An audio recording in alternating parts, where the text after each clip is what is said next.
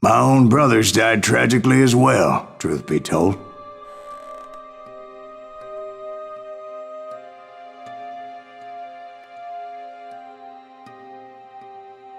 It was 1868, and me and my older brothers were pulling a tidy profit running cattle into Juarez, Mexico. One night after my brothers retired for the evening, I found a little poker game in a cantina with a couple of cowboys. And I just couldn't lose. I even won an old Spanish coin that had to be 100 years old. Well, I was mighty pleased with myself the next morning as my brothers and I rode for Texas. But before we crossed the border, those cowboys caught up with us. It was Johnny Ringo, Roscoe Bob Bryant, and another asshole named Jim. They wanted their money back and everything else we had, including our lives, as those boys didn't want us coming for them later. Bob put that old Spanish coin in my mouth and said, "I won't have it said that I left you with nothing, boy." Well, those horses bolted, and there we hung as those bastards rode away.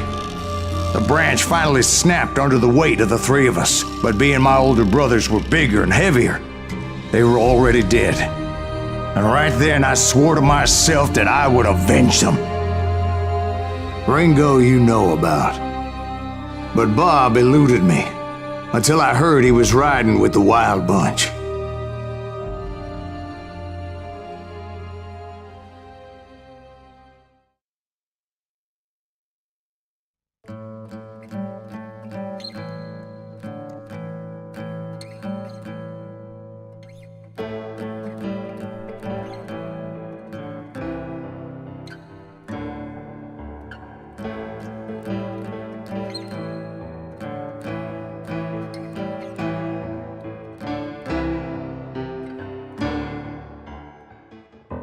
I'd been on their trail for months, ever since they left their hideout in the Bighorn Mountains.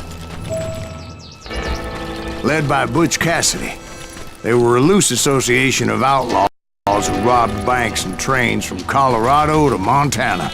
Among them was the Sundance Kid, and that murderous hombre I was tracking, Roscoe Bob Bryant. Were you a part of that giant Pinkerton posse after the Wild Bunch? No, boy. A circus like that would have slowed me down. Besides, I wanted Bryant all to myself. They blew the bridge with the intention of forcing the train to stop. Well, I assumed the Wild Bunch was likely in the still intact part of the train high above. I was determined to make that sumbitch Bob pay for what he did to my brothers.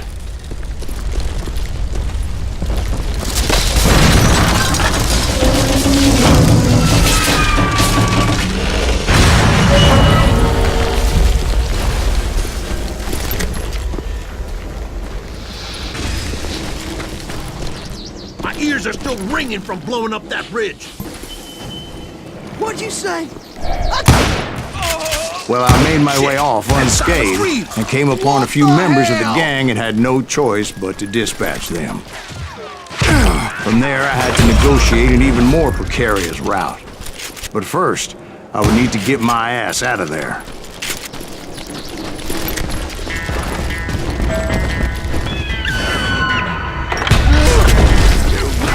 Jumped from the frying pan into the fire as the train was clearly fixing to fall.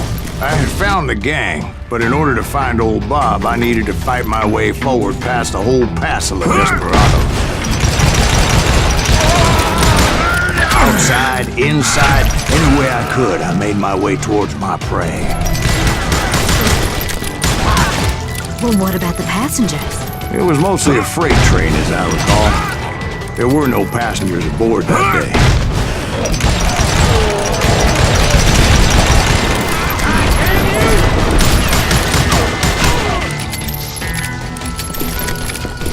As I mentioned before, I am not fond of heights, but I was too busy dodging bullets to worry about falling to my death. Odds were I was likely to die that day anyway. So I was determined to take down as many of those bastards as I could.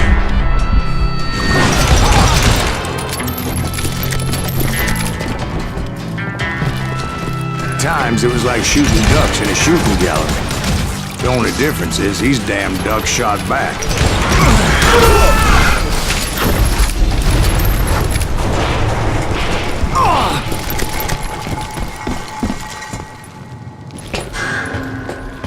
I kept hoping the law would show up and give me a hand. You mean like that giant Pinkerton posse that I read about?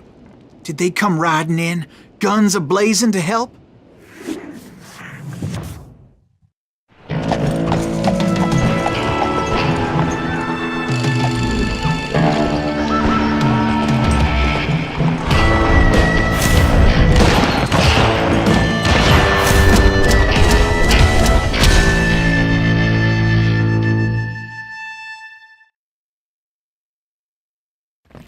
Help? From the Pinkertons? No, son. I had to fight the Wild Bunch all by my lonesome, as usual. Who the hell is that? He's down! Retreat! Retreat!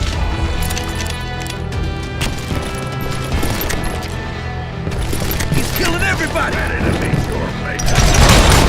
Kill us all! Oh, gonna blow you down.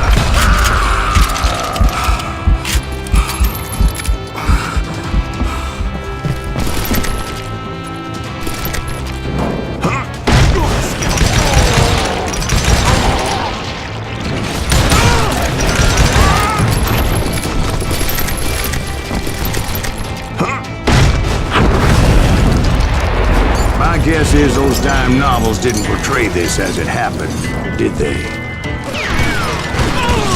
Only a few stragglers were left. I had to cut them down pronto if I was going to stay on old Bob's trail.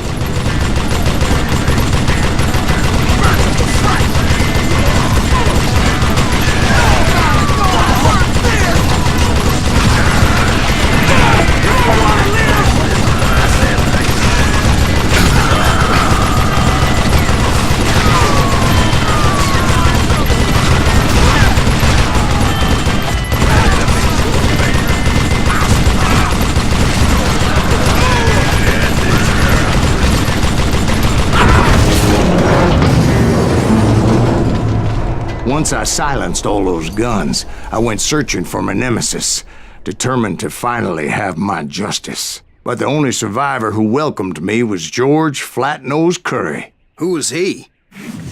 The fastest gun in the gang. Right after Sundance, I mean. And Kid Curry, and maybe Elsie Lay. Though some folks might dispute that.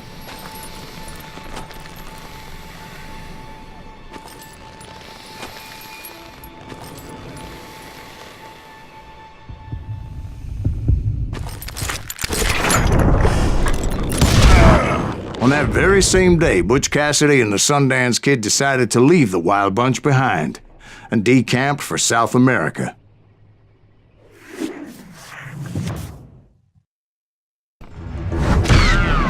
They ended up living down there for many years, but I'm sure you already know all about that.